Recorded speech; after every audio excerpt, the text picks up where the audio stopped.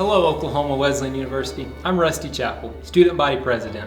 And I'm Talissa Kennedy, Student Body Vice President.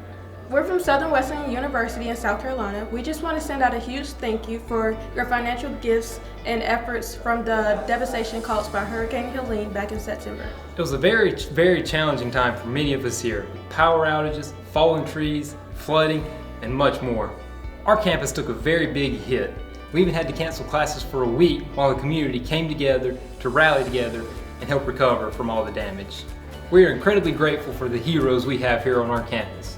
From campus security, food services, Duke Power, and our maintenance crew, we are very grateful for their efforts to overcome the devastation of Hurricane Helene. Your gift is going a long way in the efforts of helping us restore our damages here on campus, and we can't thank you enough. You know, when Tori called me about the possibility of Oklahoma Wesleyan doing an offering for us, I was completely blown away.